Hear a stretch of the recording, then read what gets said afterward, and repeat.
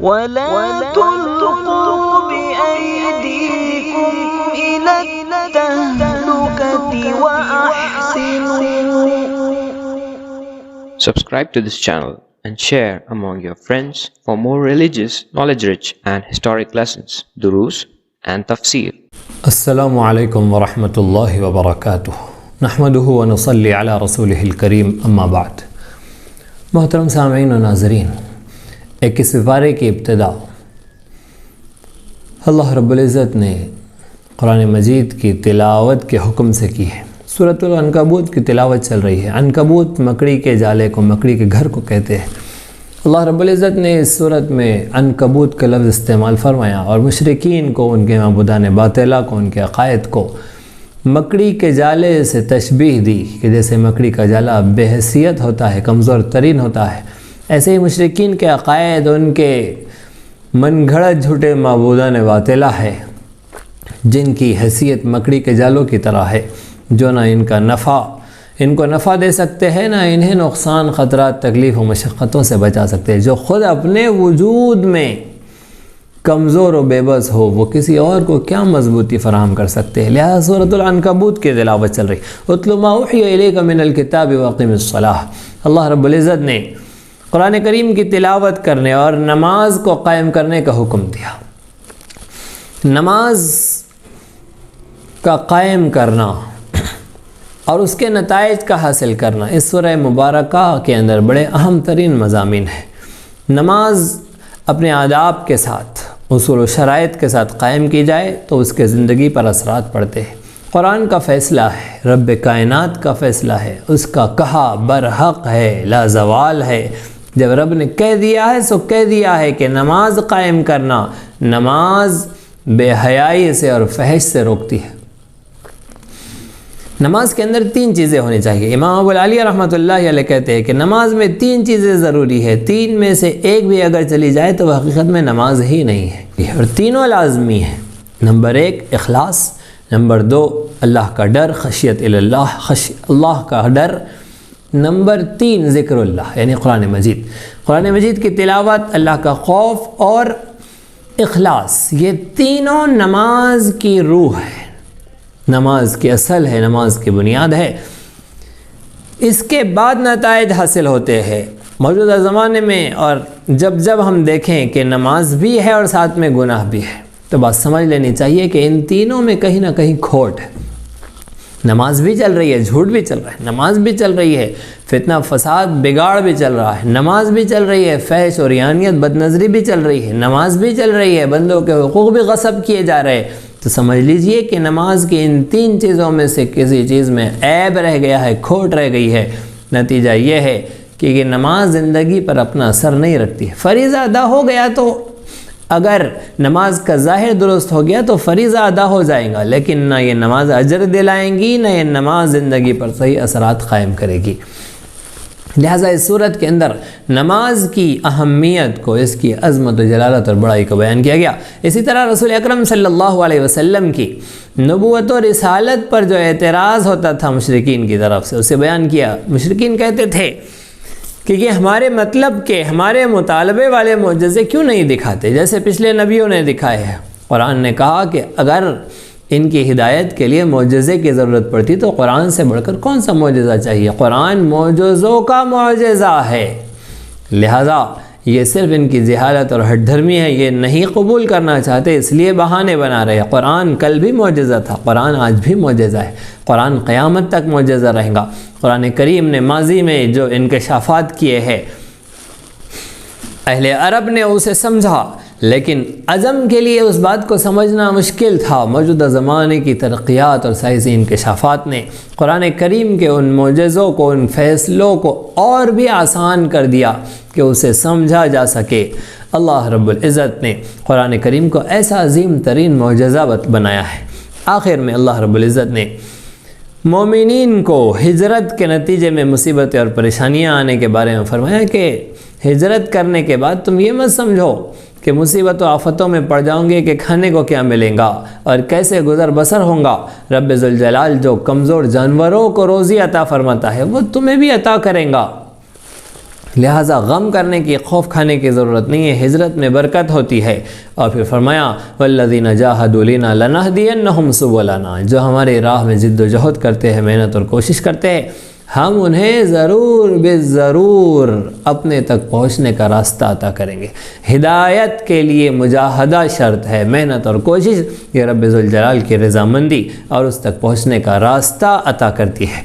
سورۃ العنکبوت کے بعد سورۃ الروم کی تلاوت ہوتی ہے۔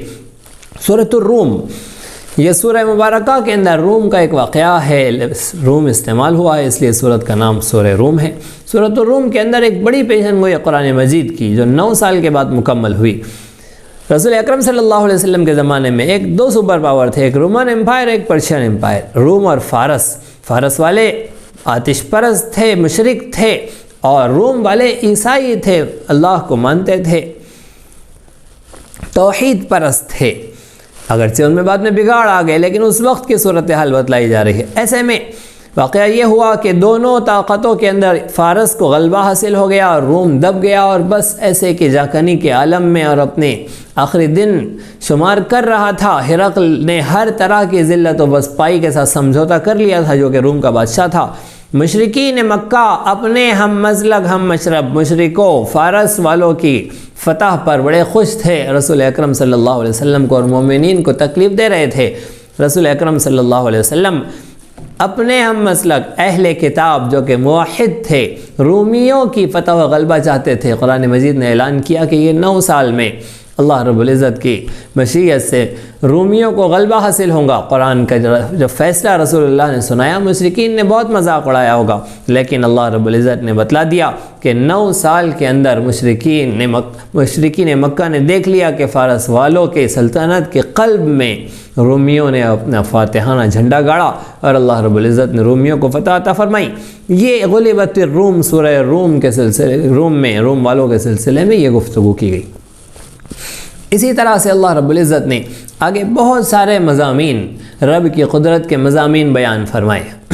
رب کی قدرت کے مضامین میں انسان کی پیدائش کا مرحلہ بیان فرمایا، میاں بیوی کے درمیان الفت و محبت، جو کہ 2 اجنبی لوگ ہیں، آپس میں ایک دوسرے کو جانتے نہیں ہیں، لیکن ان 2 اجنبیوں کے درمیان رب تعالیٰ کی طرف سے کیسی الفت اور محبت ڈال دی جاتی ہے، اسے بیان کیا گیا۔ اسی طرح سے اللہ رب العزت نے مختلف زبانیں کیسی پیدا کر دی ہے کہ زمین میں انسان بس رہے ہیں، اور مختلف زبانیں کیسی ہے، کوئی عربی بول رہا ہے، کوئی اردو، کوئی فارسی، کوئی ہندی، کوئی پشتو، کوئی بنگالی، اور کوئی چائنیز اور کوئی جاپنیز، الگ الگ زبانیں، ایک زمین پر رہ کر ایک مٹی سے بنے ہوئے لوگ لیکن الگ الگ زبانیں بولتے ہیں۔ یہ اللہ رب العزت کی قدرت کی رنگا رنگی ہے۔ اسی طرح سے دن اور رات کی کاریگری کو بنایا کہ دن اپنے خصوصیات لیے ہوئے، رات اپنی شان لی ہوئی ہے۔ اسی طرح سے آسمان و زمین، پہاڑوں، ستاروں اور سیاروں کے سلسلے میں بیان کیا کہ اس میں رب کی قدرت کو دیکھو، غور کرو۔ اہل حق کے بارے میں بیان فرمایا کہ اہل حق کو اللہ رب العزت ہر زمانے میں غلبہ عطا فرمائیں گے۔ اگر اہل حق کہیں پر مغلوب نظر آ رہے ہیں تو انہیں اپنا جائزہ لینا چاہیے کہ کہیں ہمارے اندر باطل کی عادتیں تو نہیں آ گئی ہے، اور باطل اگر غلبے میں ہے تو دیکھنا چاہیے کہ کہیں ان کے اندر اہل حق کی کچھ خوبیاں اور خصوصیات تو نہیں چلی گئی ہے۔ اپنا جائزہ لے کر اپنی اصلاح کرنا چاہیے۔ رب کا فیصلہ تو طے ہے اپنے حق میں لے آنے کے لیے، کامل اہل حق کی خوبیاں، صفات اور کمالات اپنے اندر پیدا کرنا چاہیے۔ اسی طرح سے سورۃ الروم کے بعد سورۃ اللقمان کی تلاوت ہوتی ہے۔ سورہ لقمان، حضرت لقمان علیہ السلام کا یہاں پر تذکرہ ہے۔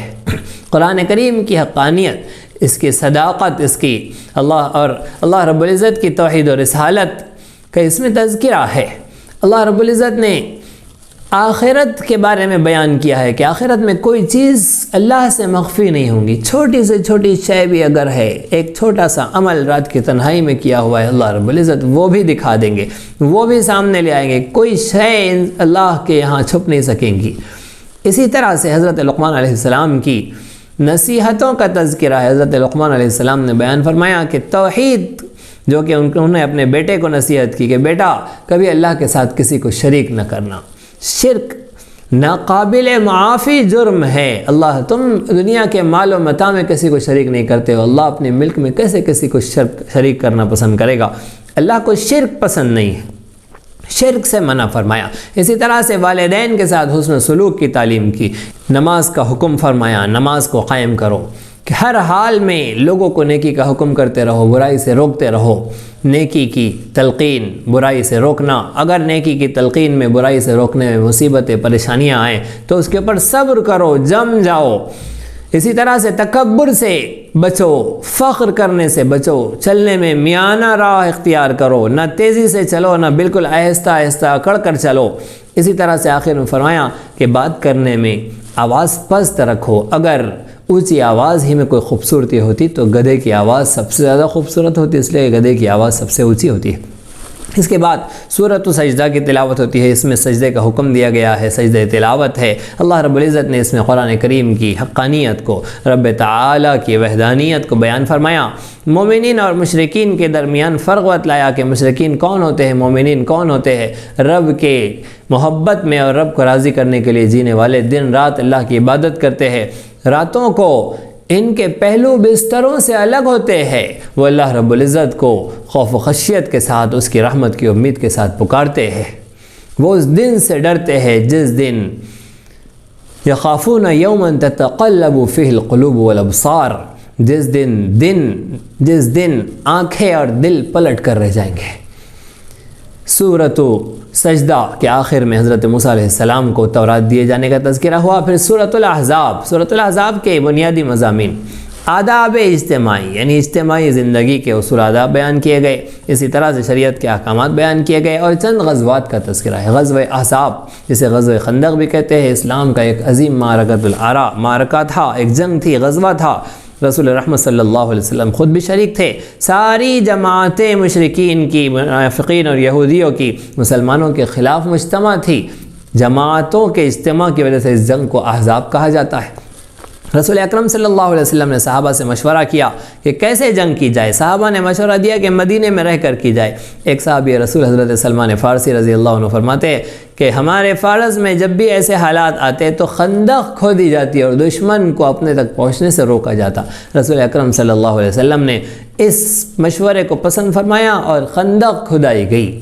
عرب میں اس سے پہلے خندق کی ترتیب کہیں نہیں تھی۔